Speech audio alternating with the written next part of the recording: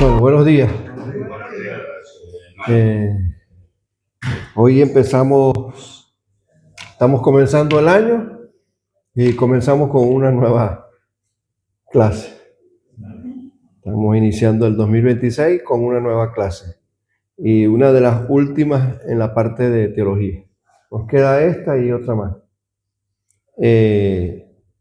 Esta clase tiene que ver con escatología. Dentro de la teología hay una doctrina que le llaman escatología y ya vamos a ver qué significa eso. Bien. ¿Qué es la escatología? Una visión fundacional. La escatología deriva de las palabras griegas ekachos, último. Ekachos tiene que ver con último tiempo, último, ¿no? Y logos, que es estudio o tratado, o sea, el estudio sobre lo último, hechos, o lo que ha de acontecer al final de los tiempos, ¿no? Es la rama de la teología que se ocupa de los eventos finales de la historia, el destino último de la humanidad y la culminación del plan redentor de Dios. No se trata solo del fin del mundo, sino de un tema unificador que recorre toda la Biblia. O sea, ya en la Biblia hay algunos elementos que también hablan sobre esos últimos tiempos, ¿no? Primero, es un tema bíblico integral, aunque a menudo se le asocia con el libro de Apocalipsis. Hay mucha gente que cree que Apocalipsis es como el único libro que habla sobre el fin de los tiempos. Sus raíces están realmente desde el Génesis. Y la escatología abarca todas las promesas y pronósticos de Dios que se encuentran en su cumplimiento en la persona y en la obra de Jesucristo. Porque desde el principio se anuncia a Jesús, también se anuncia su primera venida y se anuncia a lo largo de la Biblia también una segunda venida, ¿no? Desde la primera promesa que aparece en la Biblia, que es en la redención en Génesis 3:15, hasta los pactos con Abraham, Moisés y David, y la Biblia tiene una orientación de futuro dirigida hacia el cumplimiento de las metas salvíficas de Dios, o sea, de cómo Dios va primero a salvar al hombre y después regenerar y salvar al universo. Porque recuerden algo que ya hablamos en el pasado, que es que por causa del pecado del hombre, no solamente se corrompió el hombre, sino toda la humanidad. O sea, la naturaleza, todo se corrompió, hasta los animales, todo sufrió la consecuencia del pecado del hombre, ¿no? Hay otro término en escatología que se le dice el ya, pero todavía no. En el Nuevo Testamento se enseña que los últimos tiempos fueron inaugurados con la primera venida de Jesús. ¿Cómo podemos afirmar eso? Bueno, recuerden que cuando, por ejemplo, Juan el Bautista empezó a predicar en el Jordán y a bautizar, decía: el reino de los tiempos, el reino de los cielos se ha acercado, arrepentidos y convertidos.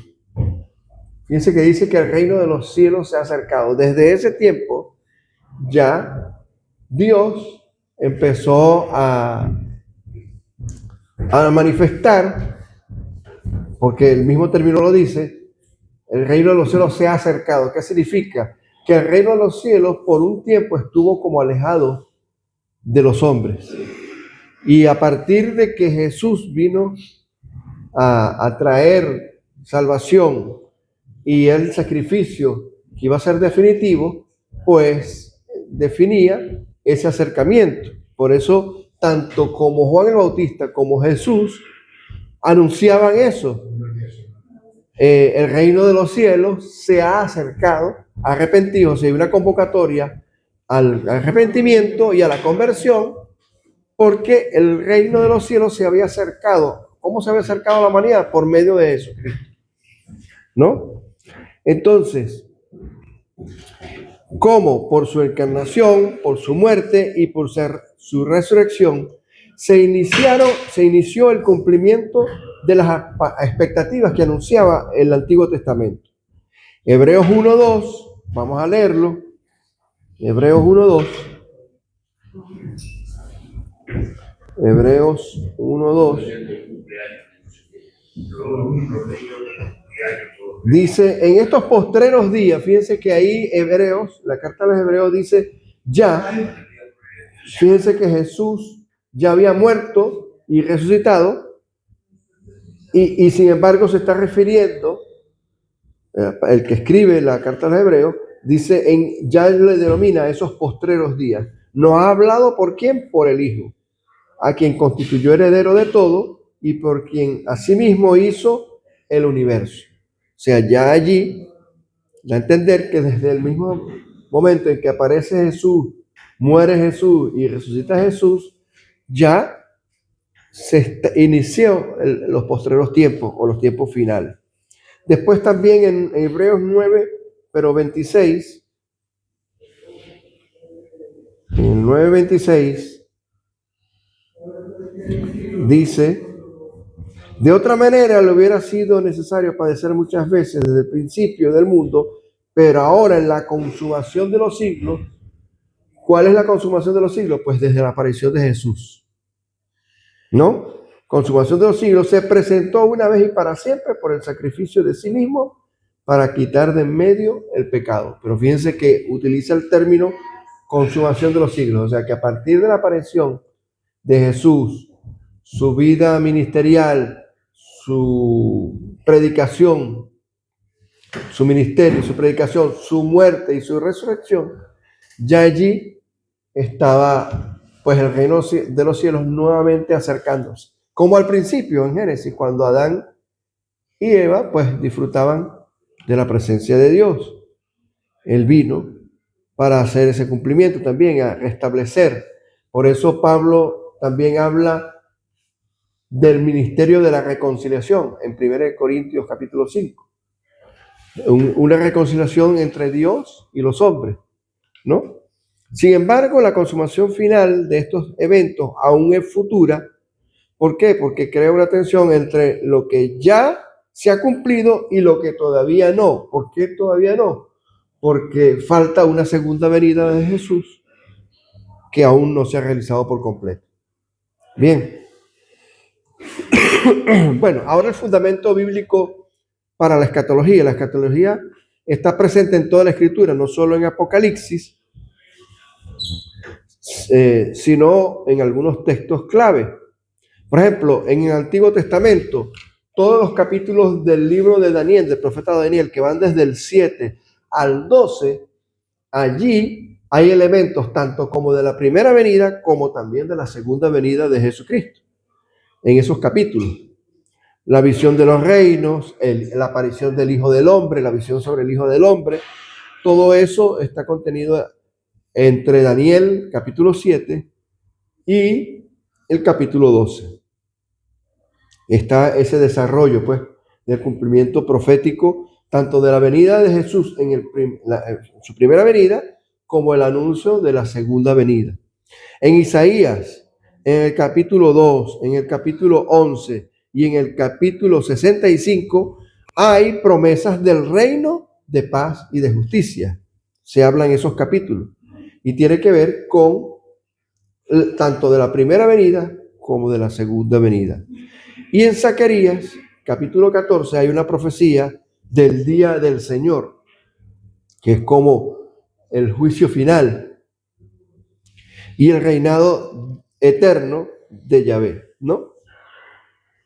También Jesús habló sobre esto y están registrados, por ejemplo, en Mateo, en el Nuevo Testamento, en Mateo 24, en Mateo 25, que es un discurso todo escatológico de Jesús. Para aquellos que recuerdan, por ejemplo, en Mateo 25 está la parábola de las 10 vírgenes, que habla de cómo cuidar, el estar velando, el estar preparados no para la primera, sino para la segunda venida.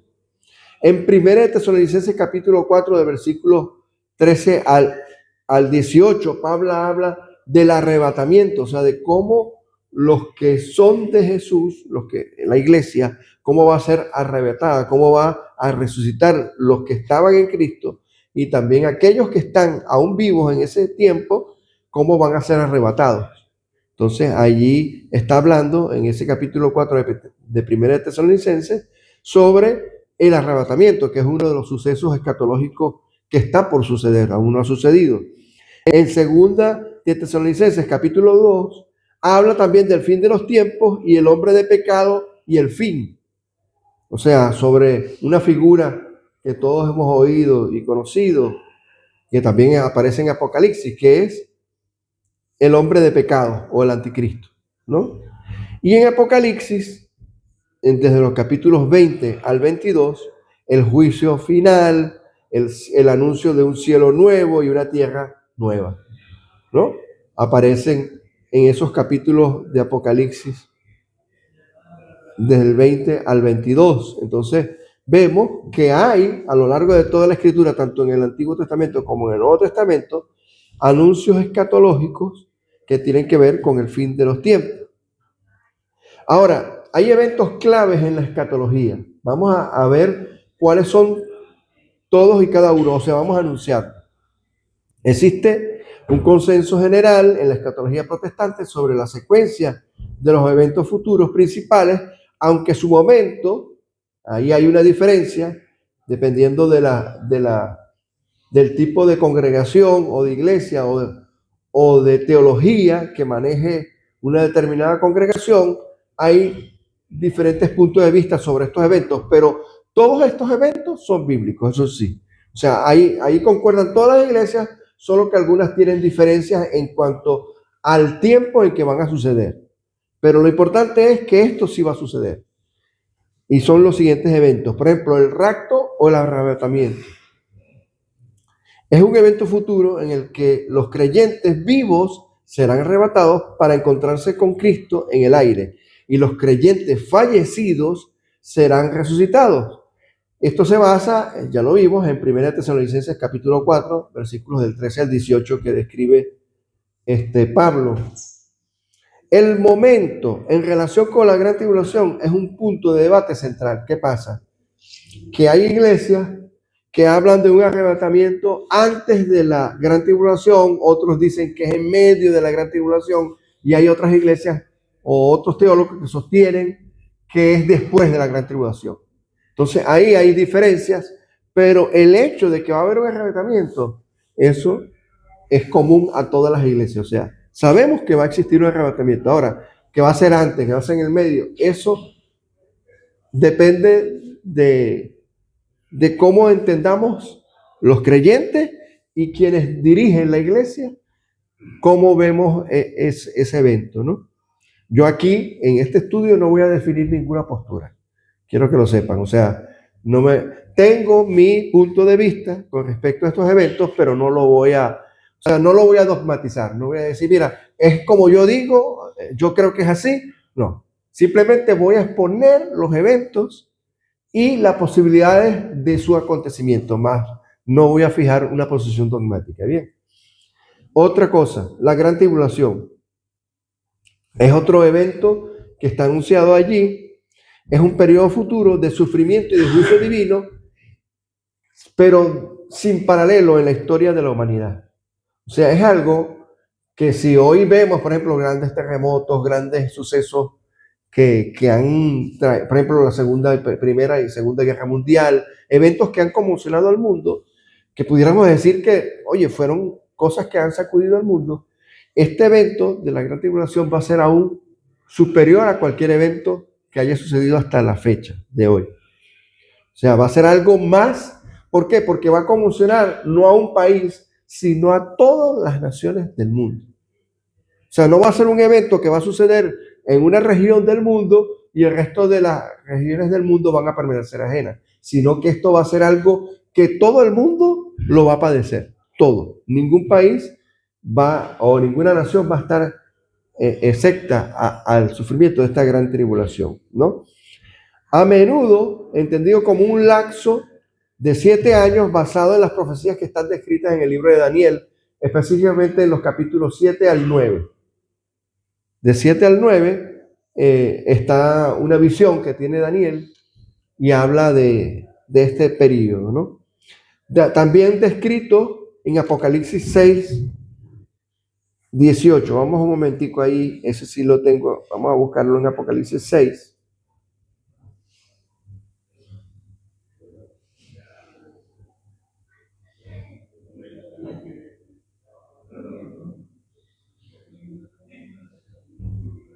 Dieciocho.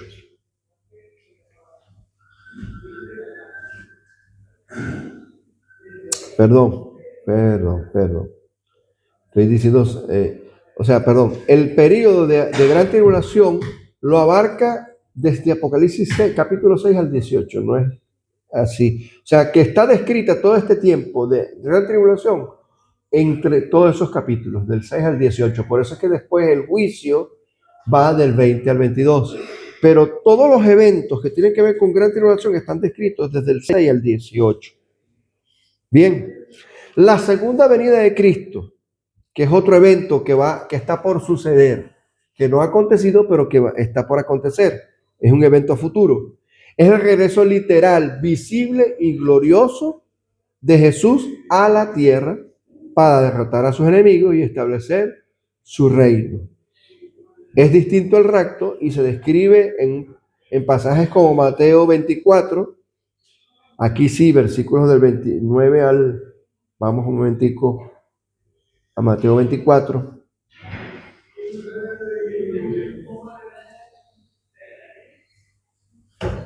Versículos del 29 al 31. Dice, e inmediatamente después de la tribulación,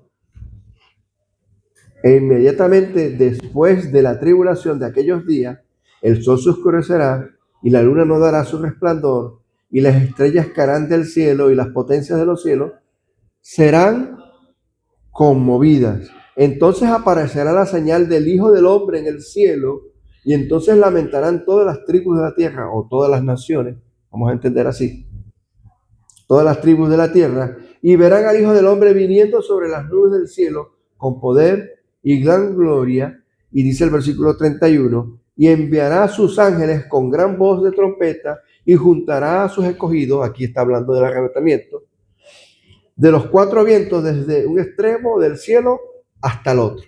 Ahí estamos viendo la segunda venida acompañado con el arrebatamiento, pudiéramos decirlo, ¿verdad? O sea, estos versículos hablan de ese suceso. También en Apocalipsis 19, versículos del 11, 19 del 11 al 16. Leemos del 11 al 16.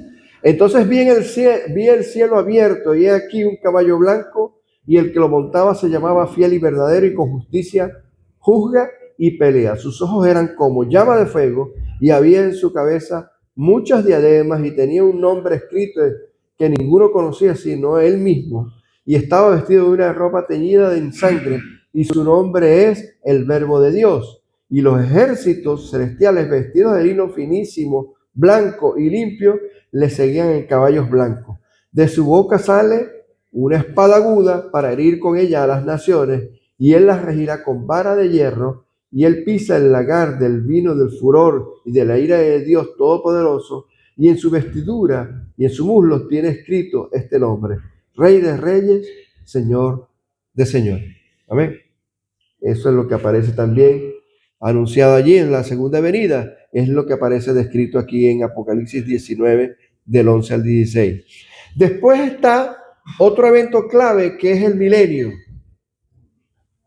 que es un reinado de Cristo de 1000 años. Allí hay diferencias de acuerdo a las interpretaciones teológicas y escatológicas y teológicas en diversas iglesias, de que si estos 1000 años son literales o son simbólicos. Ya vamos a ver más adelante eso. Pero lo cierto es que hay un evento, un milenio, que es como un tiempo, vamos a llamarlo, hay algunos que lo describen como el tiempo entre la primera y segunda venida. Hay otros que hablan de más bien que se inaugura el milenio con la segunda venida y un tiempo sí literal de 1000 años, pero lo cierto es que hay un tiempo de reinado de Cristo, mencionado también en Apocalipsis 20, del 1 al 6, Las interpretaciones varían significativamente sobre si es un periodo literal o simbólico y si ocurre antes o después del regreso de Cristo, para que vean que ahí hay divergencias en las diferentes iglesias, ¿no? Esto no es para que estemos pues teniendo discusiones sobre eso, simplemente cada quien puede tener una interpretación sobre esto. Eso pudiéramos decir que no es como una doctrina, vamos a decir que es una doctrina secundaria. El creer o en una postura o en otra no va a variar nuestra salvación, no va a definir nuestra salvación. Simplemente hay cosas que son misterios aún para nosotros y que no sabemos. Ahora, lo único importante es saber que sí existe un tiempo llamado el milenio en el cual Cristo reina. Eso es lo que debemos saber. El juicio final, que eso sí está definido, un juicio definitivo de toda la humanidad, que incluye la resurrección de los injustos también, y la derrota final de Satanás y la separación eterna de los justos y los injustos o los malvados. Eso está en Apocalipsis 20, vamos a leerlo. Apocalipsis 20, 11 al 15. Fíjense que allí, cuando vemos en la Biblia, dice el juicio ante el gran trono blanco, dice el subtítulo. Dice, y vi un gran trono blanco y al que estaba sentado en él, y de delante del cual huyeron la tierra y el cielo, y ningún lugar se encontró para ellos.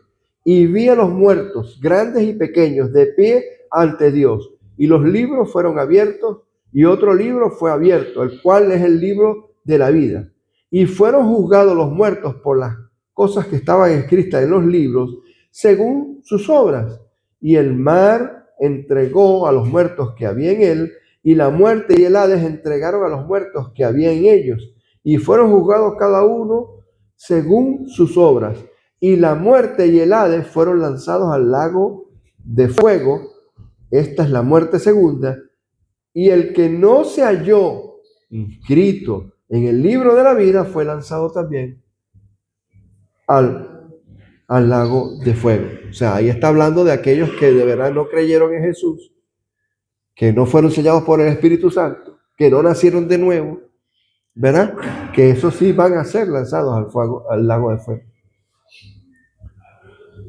Algo que, fíjense, cuántas veces, a veces compartiendo nuestra fe con gente, ya sea creyentes o de otras religiones, o incrédulos, dicen, no, el infierno se vive aquí.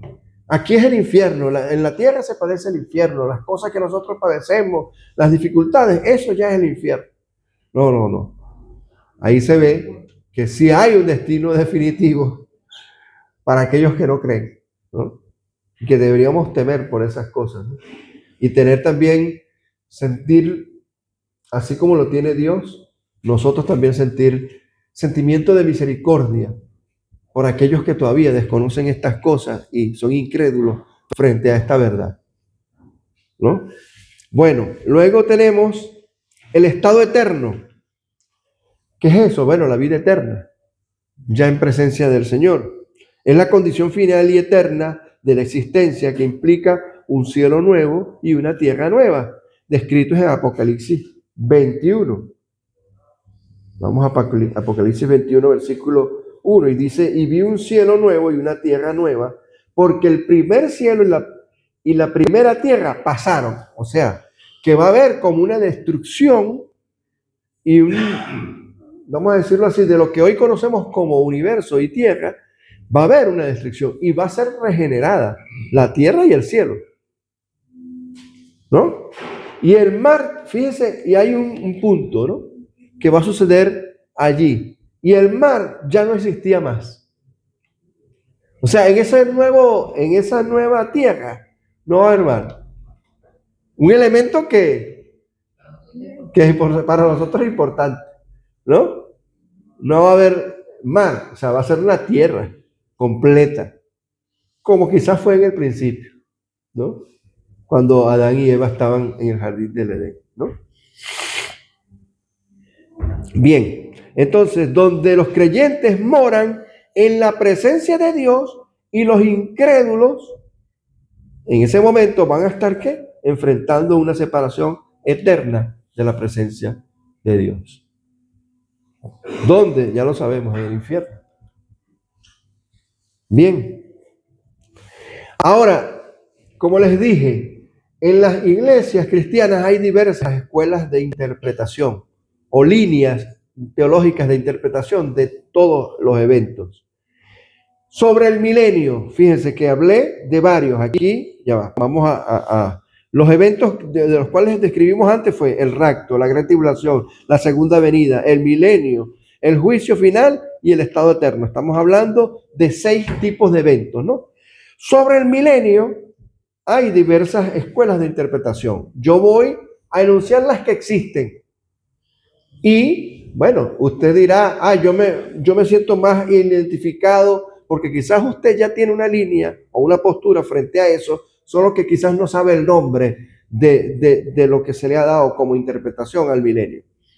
Una postura es el premilenialismo, en el cual se sostiene que Cristo volverá previo antes de que suceda el milenio, para establecer primero un reino literal, terrenal y político en la tierra de 1000 años literales. Esta visión a menudo enfatiza una interpretación literal de la profecía y sostiene que el regreso de Cristo es inminente, que Él va a reinar sobre la tierra durante un periodo de 1000 años y basado en Apocalipsis, donde dice que Satanás es liberado. ¿Recuerdan? Que hay un pasaje en Apocalipsis que dice Satanás es liberado para tentar otra vez a los que habitan sobre la tierra. No sé si han leído eso. Entonces, se cree que es un tiempo que Él va a reinar aquí en la tierra durante 1000 años literales y se asocia con la creencia de un rapto pretribucional. O sea, quienes sostienen esta línea de pensamiento creen que el arrebatamiento va a ser antes de la gran tribulación, otro de los eventos que describimos antes. O sea, que la iglesia no va a sufrir la gran tribulación. Yo por un tiempo pensé y me identifiqué en esta línea. Hoy ya no estoy tan allí. Estoy hablando de mi postura. No quiero que, como les dije antes, no voy a fijar mi pensamiento como un dogma. O sea, mira, crean lo que yo creo, no. Pero por un tiempo yo me ubiqué en esta línea de interpretación. Luego está el postmilenialismo. Cristo volverá después del milenio. Esta postura sostiene que el evangelio triunfará progresivamente a través de la iglesia, conduciendo a lo largo del periodo de paz y justicia, el milenio, tras el cual Cristo regresará, y esta visión fue más común entre los siglos XIX y principios del siglo pasado, el XX. Es una línea que ha sido, o sea, vamos a decirlo así, que es más nueva, pues. Es una postura mucho más nueva, o sea, se fijó prácticamente en ese periodo de tiempo, y claro, hasta los días de hoy, pues hay gente que se identifica en esta postura. Después está el amilenialismo, que significa que el milenio no es un reino terrenal exactamente de 1000 años literal, sino que se inició desde el mismo momento en que Jesús vino por primera vez hasta que venga Él por segunda vez. Y que por eso no es literal, porque ya, fíjense, Jesús vino hace ya más de 2000 años. Estamos en el año 2026 después de Cristo. Si fuera así, o sea, Cristo debería haber venido en el año 1000 después de Cristo. Pero, o sea, que no es un periodo literal, sino que es algo, un periodo o un lapso o una etapa simbólica, ¿no?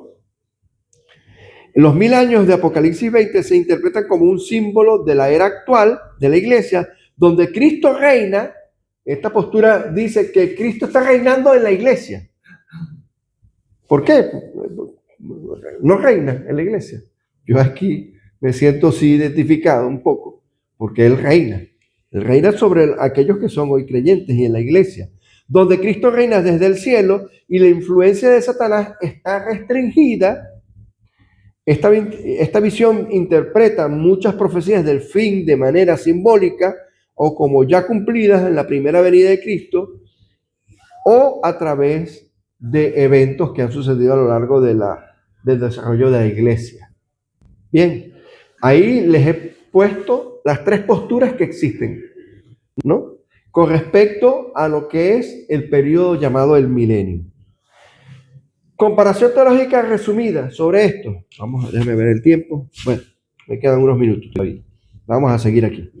Entonces, bueno, aquí hay una tabla donde vemos algunos eventos como el reino de Cristo, la segunda venida, la tribulación, qué pasa con Israel, el pueblo de Dios, y el juicio final. Con respecto a estas posturas anteriores que yo les expliqué. En el premilenialismo, el reino de Cristo es un reino que es futuro y literal en la tierra, en el premilenialismo, ¿no? La segunda venida, antes del milenio, la interpretación que tienen sobre la tribulación es futura y literal. Sobre Israel se dice que es una restauración literal futura del pueblo de Israel, o sea que el pueblo de Israel va a ser restaurado en el futuro. Y el juicio final lo ubican después del milenio, o sea, así, esta postura premilenista ve la relación de estos eventos, porque recordemos que todos estos eventos están interrelacionados, los que he hablado, segunda venida, tribulación, arrebatamiento, milenio, todos estos eventos están intrínsecamente relacionados, no es que están separados, sino que están relacionados. El amilenialismo, sin embargo, percibe el reino de Cristo como algo que está presente desde hoy en la iglesia, que es espiritual, el reino de Cristo, y que, bueno, aquí no está puesto, pero que la consolidación de ese reino simplemente se va a dar con la segunda venida, pero que Él ya está reinando desde hoy, ¿no? Que el reino está presente hoy, solo que no está en todo el mundo, sino que está en la iglesia. Él reina, pero en la iglesia. Después del milenio, establecen ellos, o que se cree esta postura, que después del milenio es la segunda venida de Cristo. Después del milenio simbólico, llaman ellos. Simbólico, ¿por qué? Porque ellos no lo consideran literal de 1000 años, sino que es una etapa, un periodo de tiempo que no son necesariamente 1000 años. La tribulación es un símbolo del sufrimiento presente. Esto está descrito, por ejemplo, porque esta escuela de interpretación cree que la iglesia siempre a lo largo de la historia ha estado sufriendo, ¿o no? Desde el primer siglo, la iglesia sufre persecución. Inclusive el Imperio Romano persiguió a la iglesia, mató a cristianos. Y eso no sucede hoy, aún. Hoy la iglesia cristiana está sufriendo persecución en diversas partes del mundo, en diversas naciones. Están siendo asesinados cristianos. Entonces, se cree que este es un sufrimiento que es presente, que es por la fe, que somos perseguidos, por la fe en Cristo, y simplemente por diferencias ideológicas o por diferencias religiosas o confrontaciones con otras religiones, somos perseguidos y asesinados, ¿no? Entonces, que es algo que es un sufrimiento que viene del pasado, pero que sigue aún presente hoy, ¿no? Luego, Israel, esta postura amilenista dice que se cumplió en la iglesia. ¿En qué sostienen ellos esto? En que Pablo dice en Romanos que ya no es Israel el que es étnicamente, y también en Gálatas, que no es judío el que es étnicamente, racialmente judío, sino que ahora el que cree en Cristo ya es judío. Y que el que no cree, pues no es. Y que, por supuesto, de Israel hay un remanente que va a ser salvo, pero hay otra parte de Israel, de la nación de Israel, que no cree en Jesús y que no va a ser salvo. Bien, entonces no es que establece una diferencia entre la iglesia e Israel, sino que todo es Israel. Todo aquel que cree en Cristo es lo que es Israel hoy. No el Israel físico, literal, que está en el territorio geográfico que hoy ocupa la nación de Israel. ¿Sí?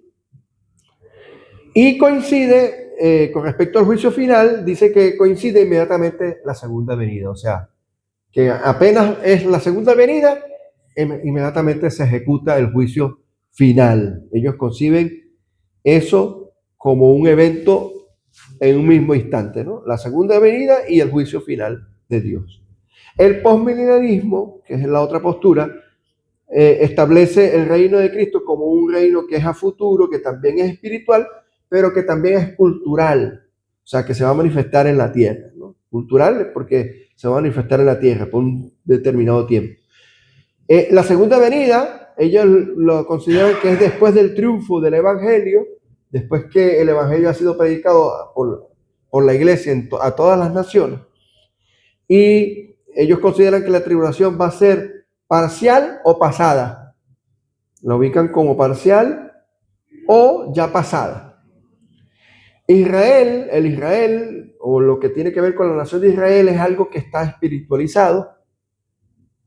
Un poco ahí coincide un poco también con el amilenialismo, que no lo considera algo literal, sino que es algo más bien espiritual. Y el juicio final, que también ahí coinciden con los amilenialistas, dicen que ellos consideran también que coincide con la segunda venida de Jesucristo.